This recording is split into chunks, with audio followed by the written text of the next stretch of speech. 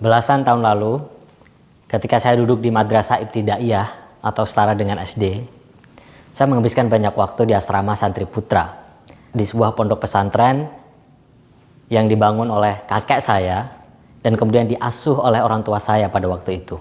Saya merasa bahagia, saya merasa menjadi bagian dari mereka, saya merasa sama saja seperti mereka. Dan begitu merdeka sebagai anak laki-laki. Tetapi setiap kali saya berangkat sekolah, saya harus pakai rok. Orang-orang bilang, murid laki-laki pakai celana, murid perempuan pakai rok. Kamu, murid perempuan, harus pakai rok ke sekolah. Sehingga saya menghabiskan waktu di sekolah dengan hati yang tidak bebas. Saya merasa sedih sekali. Jadi tiap kali pulang dari sekolah, saya selalu bergegas mengganti rok dengan celana atau sarung dan kemudian bermain-main seperti anak laki-laki pada umumnya. Hingga kemudian saya masuk di Madrasah Tsanawiyah atau setara dengan SMP. Orang tua saya mulai bilang, kamu anak perempuan tidak boleh lagi bermain dengan santri putra di asrama santri putra. Kamu harus pakai jilbab dan kamu harus tinggal di asrama santri putri. Dan saya merasa kebahagiaan saya terenggut begitu saja.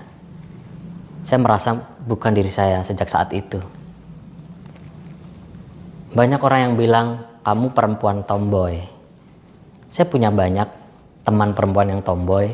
Sampai sekarang mereka masih tomboy atau maskulin.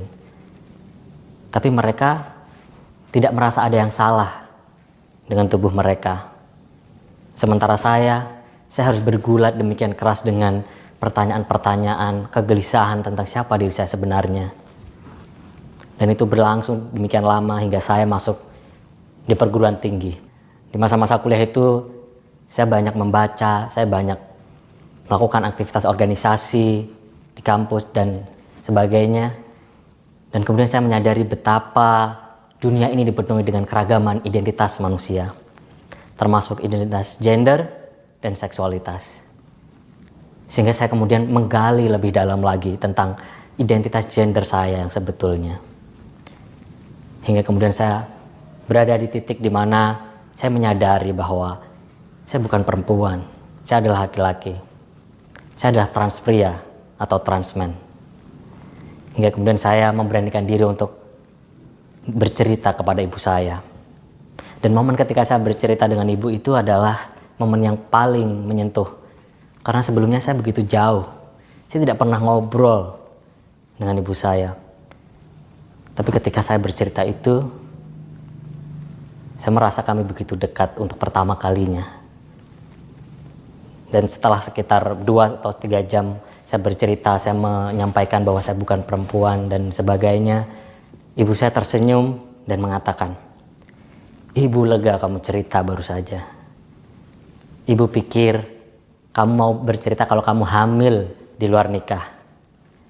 Dan itu melegakan tapi sekaligus menggelikan buat saya, karena sebelumnya saya merasa takut bahwa saya akan diusir, saya akan dimarahi, saya akan dicoret dari kakak seperti yang sering terjadi dengan kawan-kawan saya seperti saya.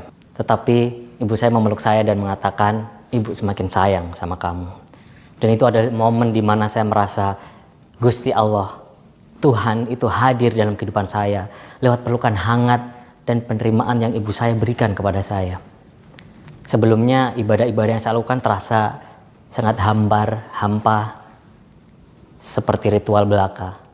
Tetapi momen ketika saya mengenal diri saya dan saya diterima oleh ibu saya merasa Tuhan demikian hadir dalam kehidupan saya. Dan kemudian setelah itu saya bercerita juga kepada Bapak. Bapak saya diam beberapa hari. Saya tahu Bapak saya bergulat demikian hebat sebagai orang tua. Dan kemudian saya menyampaikan kepada Bapak saya, kalau Bapak ingin marah, katakan. Kalau Bapak ingin saya pergi dari rumah ini, katakan, tapi jangan diam. Tapi kemudian Bapak saya menangis, menatap mata saya dan mengatakan, Bapak tidak mungkin marah. Bapak tidak mungkin mengusir kamu dari rumah. Kamu adalah anak Bapak. Dan Bapak tidak mungkin marah karena ini adalah takdir Allah yang Allah berikan untuk kehidupan kamu. Dan Bapak juga harus menerima bagian dari takdir Allah yang ada dalam kehidupanmu. Saya melihat bahwa penerimaan, keteguhan, ketabahan yang Bapak Ibu saya tampilkan dalam penerimaannya kepada saya adalah salah satu dorongan yang begitu besar yang membuat saya bertahan hingga saat ini. Orang tua saya selalu menyampaikan kepada saya, apapun identitas kamu, apapun kondisimu, jangan pernah berhenti mencapai cita-citamu. Jangan pernah berhenti meraih mimpi-mimpimu. Dan salah satu impian yang ingin saya raih adalah saya ingin setiap orang tua menerima anaknya, apapun identitas gendernya, ekspresi gendernya, atau seksualitasnya. Saya ingin setiap keluarga itu menerima anggota keluarga yang lain tanpa memandang siapa diri mereka sebetulnya. Dan saya ingin agama tidak lagi digunakan untuk menghakimi dan membenci orang-orang seperti saya. Karena saya dan teman-teman saya, kita semua juga bagian dari ciptaan Tuhan.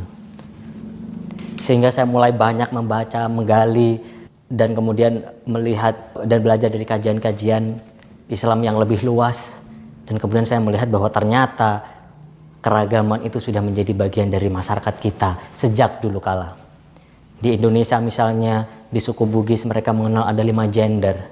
Kemudian di masyarakat Arab pramodern ada kitab yang ditulis 1200 Masehi berjudul Nuzhatul Albab Fima la yujad, kesenangan hati yang tersembunyi, yang merekam keragaman seksualitas manusia, yang ditulis oleh Syihabuddin At-Tifasi, seorang ontologis dan juga sastrawan yang menghabiskan banyak hidupnya di Kairo, Damaskus, dan Tunisia. Dan kemudian pada tahun 1300-an Masehi ada kitab berjudul Ar-Raudhul Atir fi Nuzhatil Khatir, atau The Perfume Garden in a Sensual Delight, yaitu kitab yang juga merekam keragaman seksualitas manusia yang ditulis oleh Syekh An-Nafzawi. Kemudian dalam fikih, dalam kitab-kitab fikih klasik sudah banyak disebutkan istilah seperti al-mukhonnath dan al-khuntha. Al-mukhonnath adalah istilah fikih untuk menyebutkan orang yang biologisnya laki-laki tetapi memiliki kecenderungan ekspresi perempuan. Dan al-khuntha adalah istilah untuk menyebutkan seseorang yang biologisnya adalah perpaduan antara kejantanan dan kebetinaan. Fuqaha atau ahli fikih sejak dulu sudah mengakomodasi betapa manusia ini memang beragam, dan mereka memberi ruang kepada al-mukhonnath atau al-khuntha ini untuk beribadah. Esensinya berarti adalah setiap orang itu memiliki hak untuk melakukan ibadahnya atau memiliki keyakinan apapun tanpa harus dihakimi atau dibenci. Islam yang saya pelajari adalah Islam yang merangkul keragaman, Islam yang merawat kemanusiaan. Tetapi Muslim belum tentu mampu mendakwahkan Islam dengan cara-cara seperti itu. Banyak saya menerima ancaman, kebencian atau penghakiman dari kawan-kawan dan yang mengatakan, kamu harus kembali ke fitrahmu, kamu harus bertaubat, kamu di jalan yang sesat, kamu harus hijrah kembali seperti perempuan.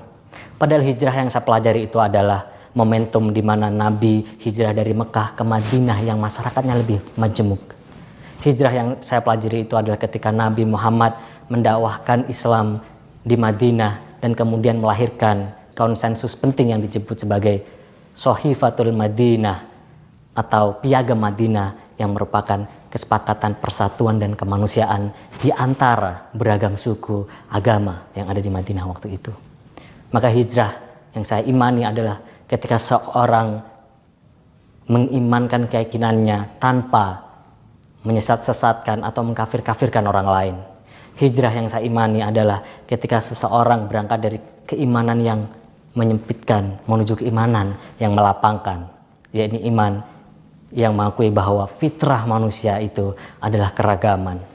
Seorang sufi mengatakan, man arafa nafsahu faqad arafa rabbahu. Siapa yang mengenal dirinya, dia mengenal Tuhannya.